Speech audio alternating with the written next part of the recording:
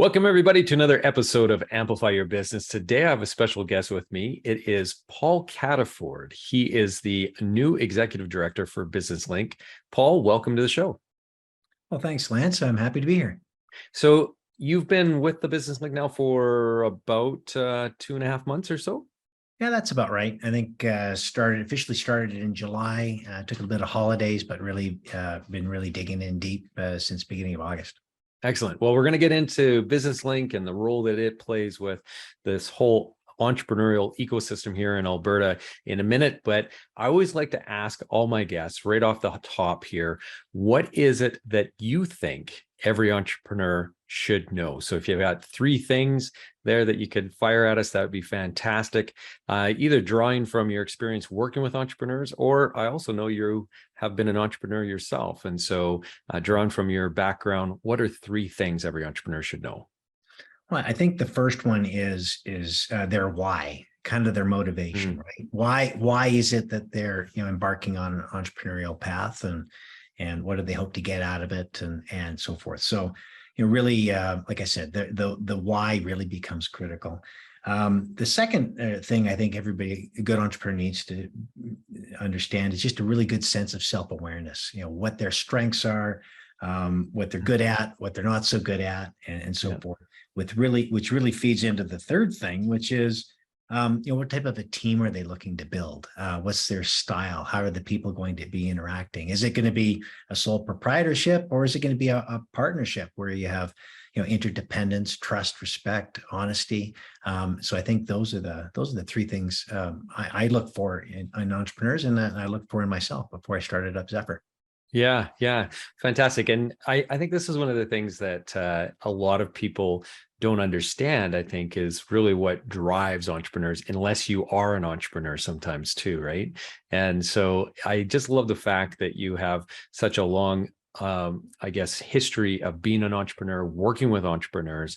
You shared with me that you've been around this entrepreneurial ecosystem for really most of your life, it sounds like. Is that correct? Yeah, that is right. I mean, I started off my career, a long time ago. Worked for a corporation like all other new grads, like the stability of that. And then ended up working in investment banking and private equity, venture capital. Really drawn to venture capital, which it's not as capital market oriented. It's more about how do you build a company, how do you create a market, create a product, these sorts of things. So really delved into that. And then I was always very much a frustrated entrepreneur, being the guy that was investing in these businesses. And I mean, you interact at the board level, and obviously you build, as a venture capitalist, a personal relationship with the entrepreneurs. Yeah. But really, you just kind of get an itching to kind of do more. And so the next phase of my career, after 15 years in venture capital, investing all over North America, went to the University of Calgary. So that's what brought me from Toronto out to Calgary in 2004. Took a position at the University of Calgary, looking to revamp, re-energize their technology transfer and commercialization office. We created an incubator. We called it Ignite at the time, and really looked at our view, or our philosophy at the time was, in order to mobilize innovation, we need to focus on company creation. So what better way to engage, multiple stakeholders with different talent and so forth, build out strategic partnerships by creating a company and sharing equity. And so we spun 6 companies out of the University of Calgary when I was there, under a pilot project, which is called Ignite. And after 5 years at the University of Calgary, decided that I wanted to buy one of those companies. So the principal investigator, a guy named Dr. John Remmers, and I, and a handful of people that wanted to leave the university and join me in this venture, we created something called Zephyr Sleep Technologies, and we ran that company for close to 11 years. And unfortunately, COVID was an upsetting issue for that company. We ended up having to, unfortunately, close down our operations in Calgary. We had about 60 employees, and we were doing about $1 million a month in revenue. That went quickly to 0 as a result of COVID. So we had a couple of strategic partners out of the US. They ended up grabbing the assets of Zephyr, and So it left me to do board work. And I thought, well, now here's a great opportunity to get back into the public service, Yeah. similar to what I was doing at the university, and took on this business link position. A lot of the people that I talk to on this show are entrepreneurs who, their businesses are growing well right now. They've maybe had other businesses in the past and so on, and so they have a storied history. Very few have I had the pleasure, I guess, or the opportunity to chat with about closing a business so recently. And so this is only, the scars are fresh, I guess. It's a year ago or so. And so it becomes such a part of who we are, part of our identity oftentimes when we're, running and founding our companies. And so can you tell me a little bit about that just from a personal standpoint? How did you manage creating that separation after the fact, as you were closing it down? Or was this less of an issue because you had such a strong and long history of working with businesses and so on prior to starting your own then? Yeah, well, it's interesting. When you're the first thing, that was most important thing to me when we were running Zephyr Sleep Technologies was looking after our employee base. Our employees were, we handpicked all of these people, loved these people, and we were all partners in our mission to, I'm going to quote what our mission was: to help people live healthy and productive lives by sleeping better. And we all, go back to that earlier, our opening comment about find your why. Our why, our collective why as a company was to help people, like I said, live healthy and productive lives by sleeping better. So we wanted to take care of all the employees, and so the first thing there was a little bit of government money that was available to kind of help us tread water, and I don't think anybody ever envisioned the COVID pandemic would last as long as it did, or it'd be as severe as it could be, or as it was. Yeah. So I got to tell you, I want to make sure everybody got taken care of. Help them find new jobs. We staged our layoffs to make sure that we were taking care of people and made sure people were eligible for unemployment insurance and all these sorts of things. But it became pretty clear to us that we were in trouble from a cash flow perspective, and so that you take you just have to be practical about it. You look at your payroll, you look at how much cash you have on the balance sheet or in the bank, and you try to use that as wisely as you can.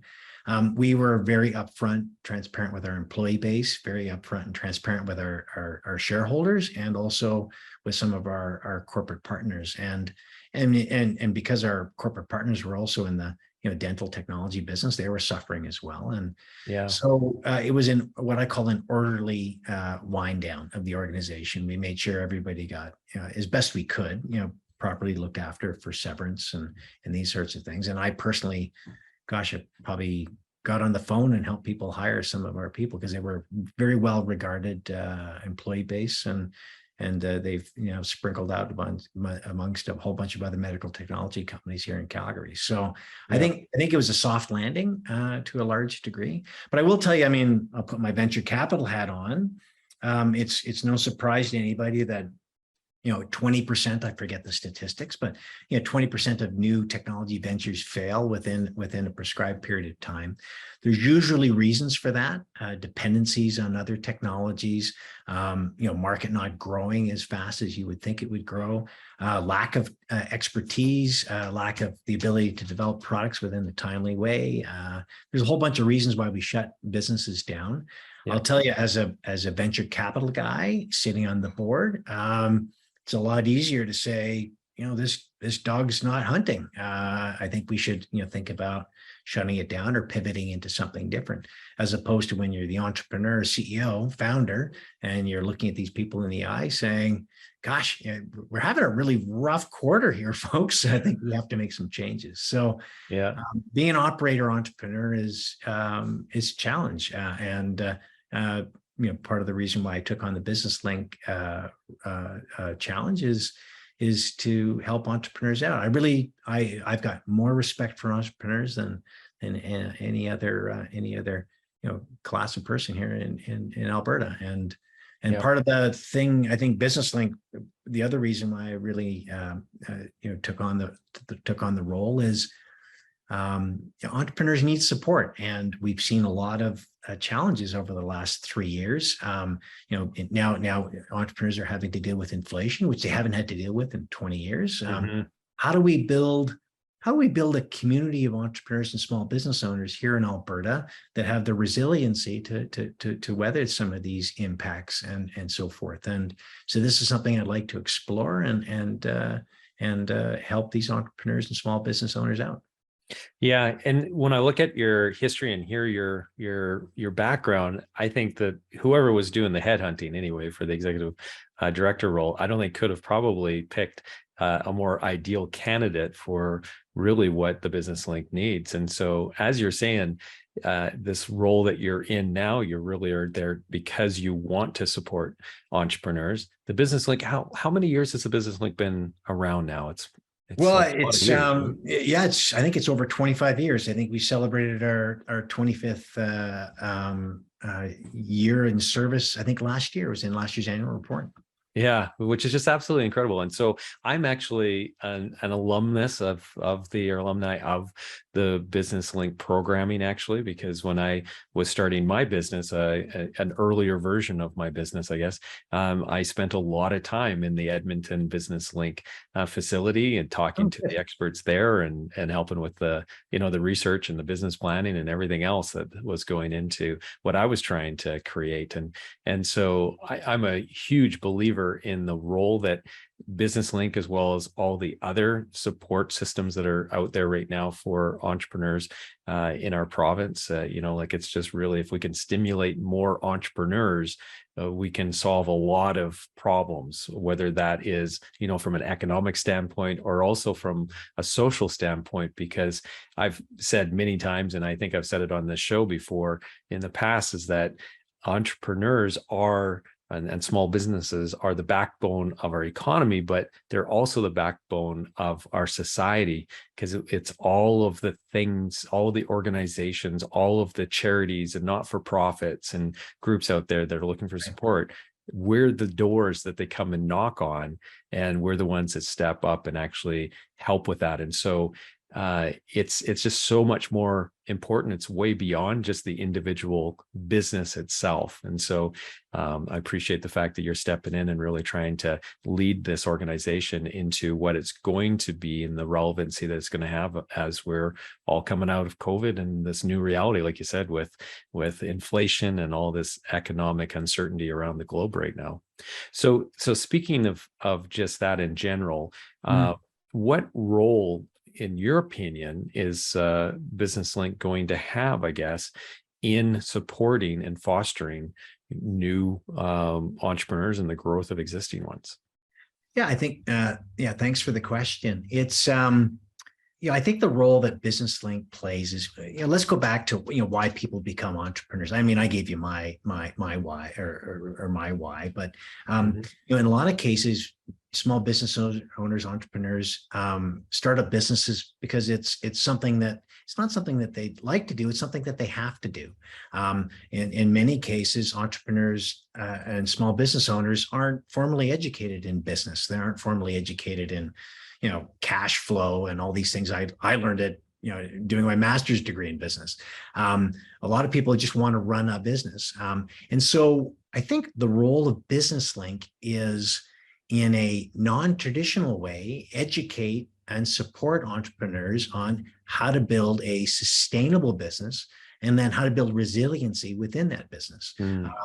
Entrepreneurs tend to be loners in many cases. And then all of a sudden they're told, well, if I need to, build out this food and beverage business, for example, I need to hire employees. Well, then I have to start developing personnel skills. How do I hire people? How do I develop people? How do I talk to people? How do I manage people, and so forth? And so I think a lot of people, kind of jump into the small business owner entrepreneurial thing, and then all of a sudden realize, oh my gosh, there's a bunch of skills that I need to kind of develop and work on. And so I think, Business Link becomes the go-to, the hub or the resource for those entrepreneurs as they move through their entrepreneurial journey, having to develop certain skills, how to develop their people, how to attract capital, how to deploy capital responsibly, how to build impact and resistance within those businesses and so forth. And, like I said, for example,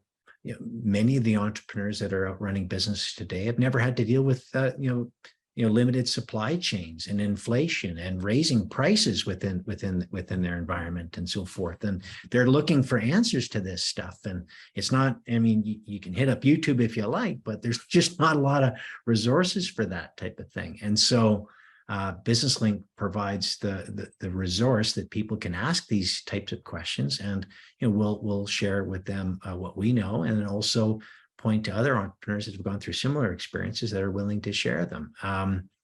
But it's all very much in a non-judgmental way. So our job at BusinessLink is to lead people to the information they need to help them to develop process. So it's not like we would evaluate a business plan. What we would say to an entrepreneur is, you really need to think about developing a business plan. And successful entrepreneurs that we've dealt with have had these components of a business plan that they've seen to be helpful.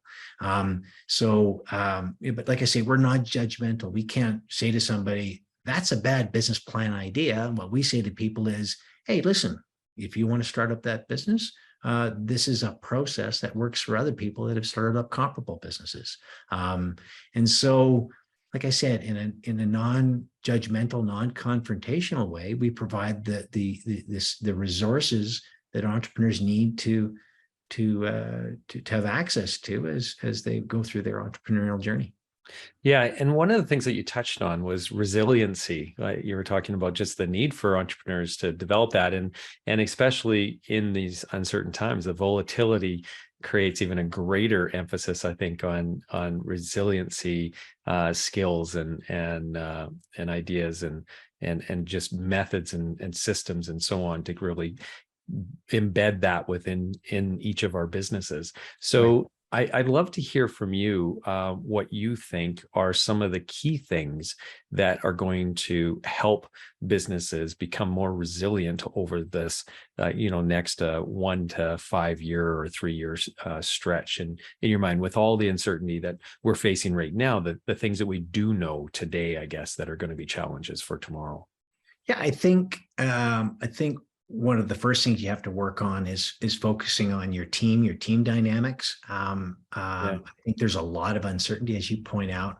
I think there's a lot of new challenges that people haven't had to deal with in the past, and so forth. And I think how do you build resiliency and good team dynamics within that team? So good team culture, how to interact with each other, how to help each other deal with stress and these sorts of things.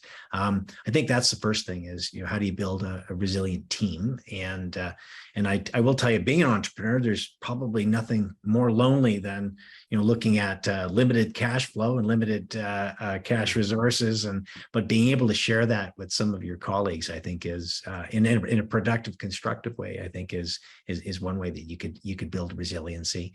The other one is if you can do some some cash flow planning. When is the right time to do that capital expenditure?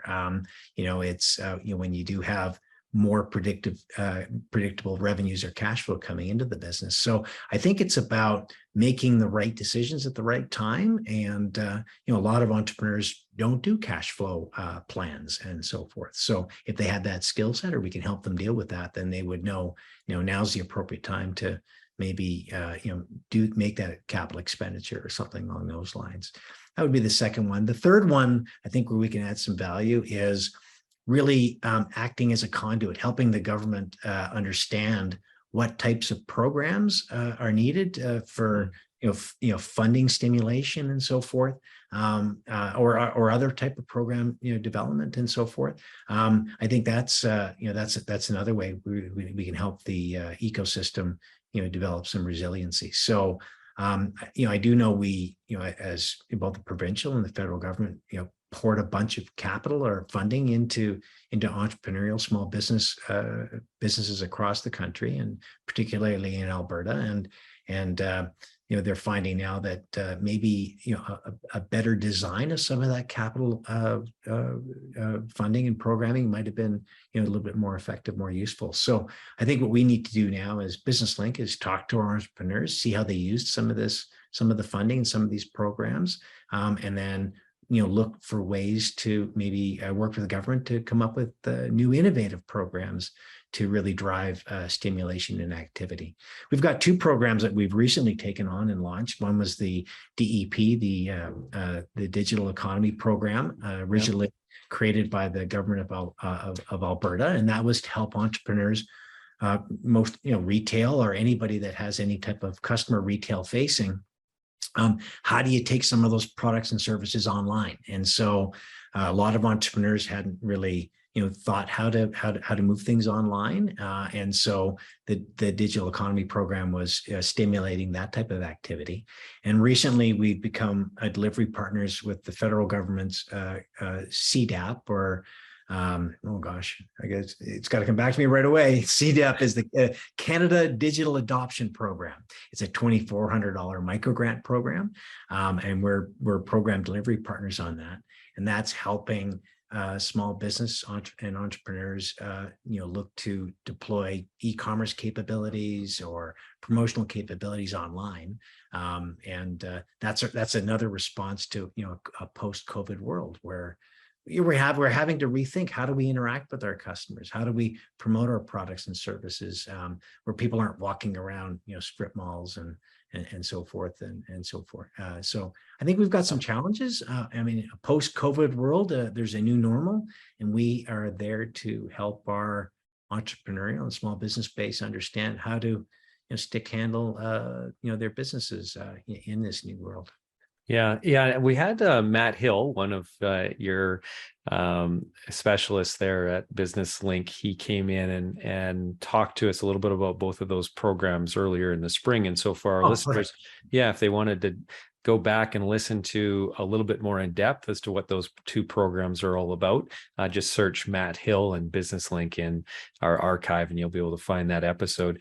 And these are just fascinating, like just absolutely great programs for small businesses to really latch onto, because it does give them access to, some funds, but also the expertise to really tackle some of these challenges that a lot of businesses were having as they were trying to pivot into a much more digital world. And so, two very, very great programs. I'm glad that you guys are administering those.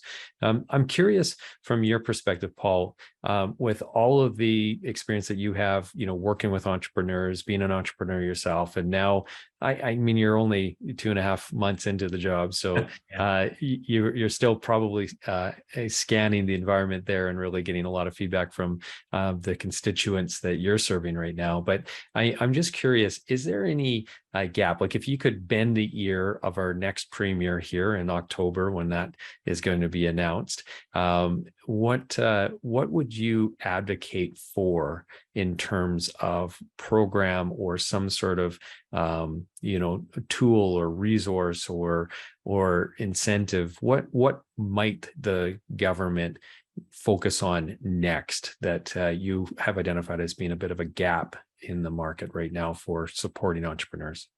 Yeah. So if I were to look at what Business Link has traditionally done, it's really focused on the starting up of a business. How do you get the licenses? How do you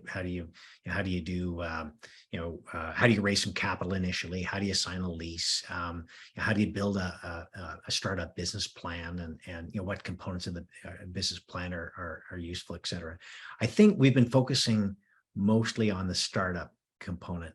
I think what we've really missed, and this is where I think there's an opportunity for some stimulation, is how do we drive businesses to sustainability, resiliency? And so that's a combination of teaching entrepreneurs, small business owners how to hire people, how to develop their people, and so forth. How to develop their businesses, how to build a little bit of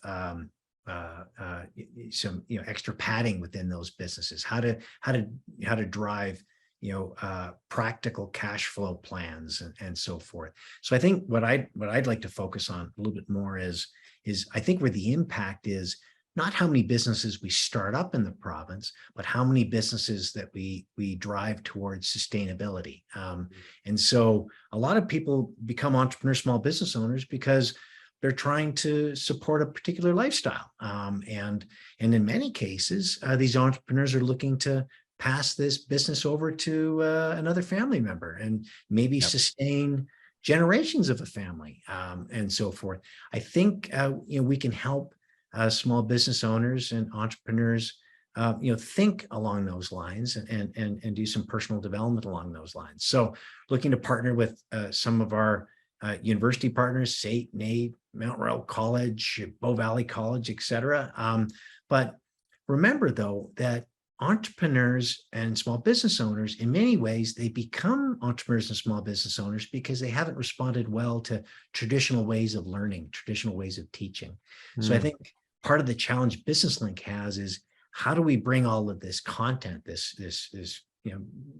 knowledge base, how do we package it up and deliver it in a way that would be receptive to the entrepreneurial community and small business owner community? I think that's really our challenge. And so if I was to sit down with the new premier, I would say, listen, we need to develop, I think we got the programming and the content.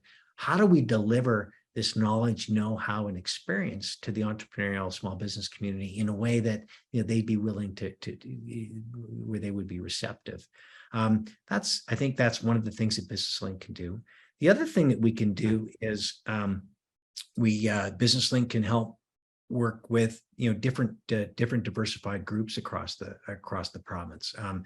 Traditionally, we focused on the new Canadian population. We focused on the Indigenous population, offered specialized services and programs for those types of cohorts. But I was fortunate enough to attend a roundtable with the minister dealing with older workers. Well, here you have a bunch of people that may have been packaged out in the last 18 months and so forth, as companies were dealing with COVID and downsizing, et cetera. And here we have a knowledgeable work base that we can empower either to create new businesses or support existing businesses. And so how do we reach out to that community? That's something I think that that might be a hidden jewel that we can all tap into, or a hidden resource. So I think there's a lot that BusinessLink could do to stimulate the small business and entrepreneurial community. Our funding from provincial and federal partners has stayed stagnant for the last 5 years. That's not their fault. I think they're saying, well, listen, if you give us good programs that we can get behind, then we'd be willing to support that. The Alberta government has been probably more supportive of the entrepreneurial community. Part of the reason why Alberta is because of our entrepreneurial roots and so forth. I think we have a receptive government. I think it's up to us as an organization to say to the government, hey, listen, here's areas that require some stimulation. Here's how we're going to use those fundings, and here's the impact that we think we can generate in the province of Alberta. Yeah, I really like what you were talking about with regard to the sustainable businesses, like building sustainable long-term businesses, because as you alluded to earlier on when you were talking about your entrepreneurial experience, and just that, there's a lot of technology companies that have a fairly high failure rate, wind down rate in a certain duration. I've always heard, just in general, with small businesses, that you have 80% don't make it past year 5. They don't make it into that sustainable place yet. And so I agree with you. The amount of energy that goes into creating and stimulating businesses is fantastic in terms of the supports that's there, but also the energy that the individuals are putting into it. If we could just get them past that valley of death, that first 5 years, right, and then see them grow then beyond that, I think it makes a tremendous difference then on the overall landscape of the economy economy of the business community. So I applaud you for identifying that as being an area that really needs to have continued support for. I also really like this idea that you were talking about with regard to the delivery model, because you're bang on that. There's so many people that start businesses because they don't fit, or don't feel that they fit within the rest of, I guess, the job world, right? And so for whatever reason that is, and I think learning models and so on are probably a big part of it.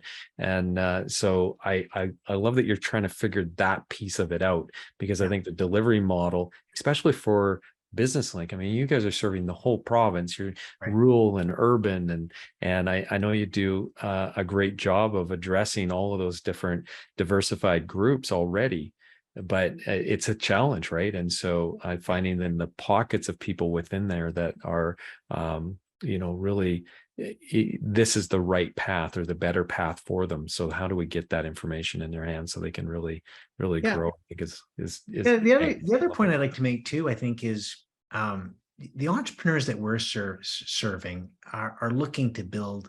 We talked about sustainable businesses. It's interesting. I mean, when I put my old venture capital hat on, we used to deal with these technology-based businesses. The reason why the technology-based businesses have such a high failure rate, especially the ones that are funded by venture capitalists and outside third parties, is those businesses are designed to generate a capital return for the investors. Yep. The businesses that we're talking about here at Business Link they're not out to drive a capital return for investors. I mean, that would be a good outcome for a very small percentage of them.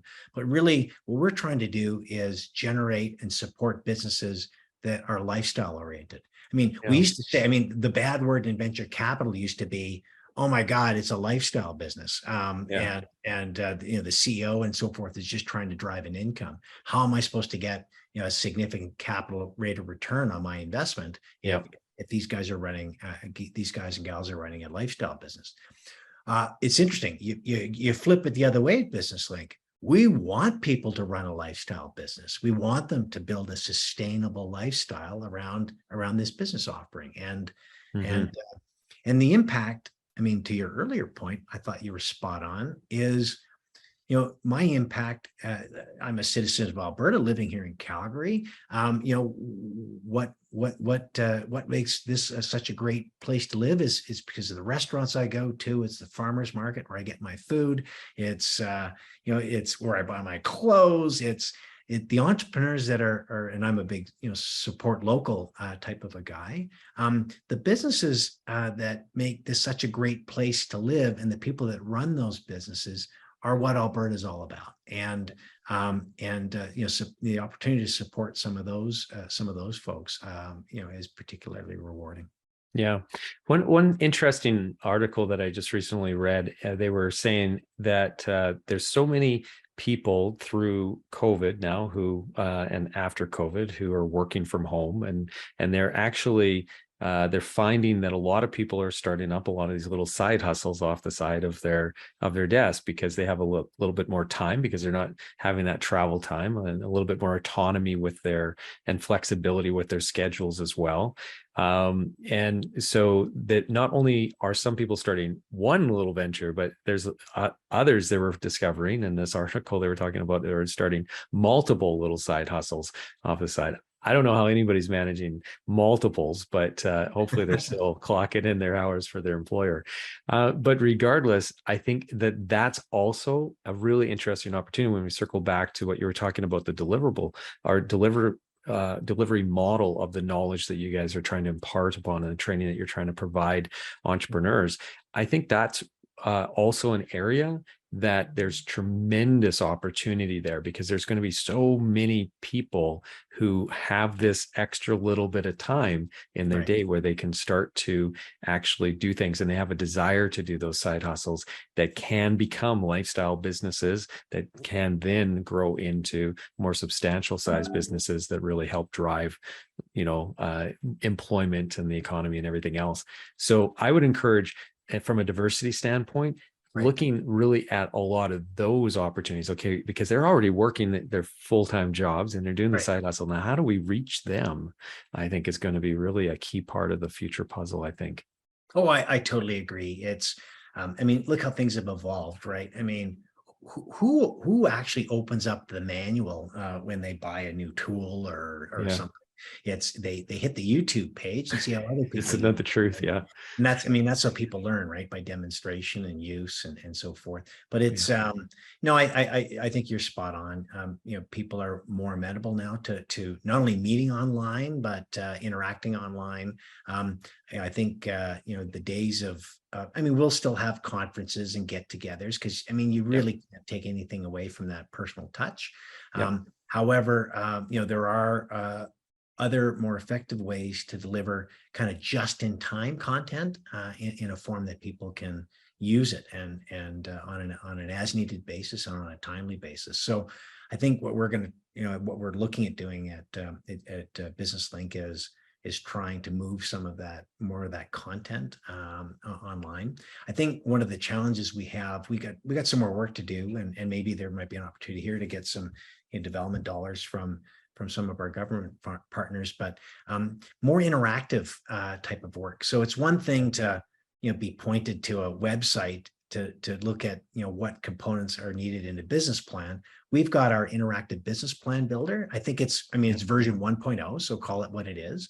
But I think there's better opportunities for us to build those types of interactive tools. And so we put chat bots and on some of our service offerings that are more responsive using AI to inquiries and so forth.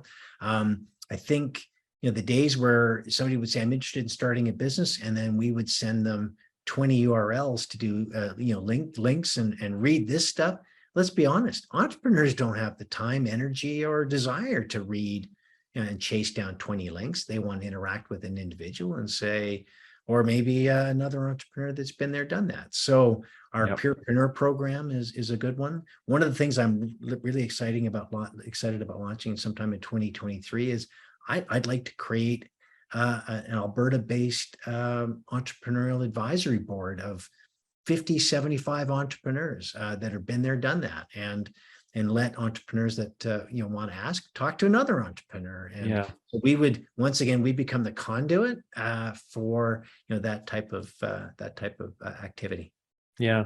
Yeah. I actually, a few years ago, I had the privilege of participating in one of those locally here before COVID. This would have been a couple of years before COVID, I think, where it was a facilitated session where a bunch of us entrepreneurs came in and were there to work, you know, rotate around the tables and talk to the different people who were starting their businesses and have them, you know, ask us all those questions that they might be wanting, you know, some answers on or some advice on, some guidance on. And so, yeah, it's extremely rewarding. I don't think you'll have any problem at all of finding 60 or whatever the number is that you're looking for entrepreneurs across Alberta. Everybody seems to be so willing to give of their time who Yes. have gone all, you know, before, right? Who have walked the same path.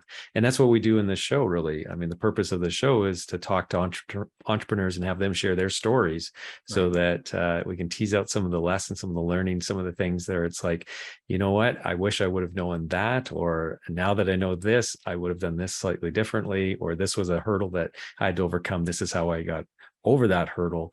And it gives the listeners something to, you know, percolate on a little bit, or give them an aha moment themselves as well. So yeah, no, there's nothing better than experiential learning. That's for sure. Yeah, completely. You know, entrepreneurs is all about making mistakes and learning from them and sharing them. So yeah, and the successful ones are the ones that you know, dust themselves off each time that they get knocked down, and it's that persistence, right? And that's a lovely thing that we have that's really common amongst us all. So thank you. I really appreciate your time here today, Paul, just explaining to us what the role is of Business Link and what the future is and some of the challenges that you see ahead and how you're going to tackle some of those. It's very much, like we said, uncertain times for entrepreneurs. There's some things that we haven't had to deal with for decades that are now, we're facing down the barrel on. And so it's going to take some more learning. It's going to take some innovation, and it's always changing. And this is what I love about being an entrepreneur, is it's never dull, that's for sure. And there's always opportunities on every one of these little hurdles or challenges that are out there. And so that's all we're faced with now, is not challenges, in my opinion. It's just a plethora of opportunities. It's just a matter of, okay, which ones are you going to grab and develop a business and a solution for. So it's a lot of excitement, I think. Oh, great. Well, yeah, no, I totally agree. And out of uncertainty and volatility comes opportunity. Every entrepreneur will tell you that. But when models are changing, how people are interacting with each other is different. How we buy and sell services, how we shop for food, all of this is been kind of thrown out, and we now have to look at new models and opportunities. And no better group of people than our Alberta entrepreneurs to take advantage of that. Most definitely. Well said. And thank you once again. And for everybody who's listening to this episode, if you enjoyed this one, you can check out the archives over at amplifyyourbusiness.ca. And you can also access all of our audio recordings too over at your favorite podcasting platforms. Just search Amplify Your Business there and you'll find us as well. So until next time, everybody have a prosperous day. And thank you once again, Paul, and good luck with the next 3.5 months here as you double up on your tenure here at Business Link, and obviously the long future I hope that you have here leading this great organization. Well, thanks, Lance, and thanks for letting us share our story with your listeners. Excellent. Okay, take care, everybody.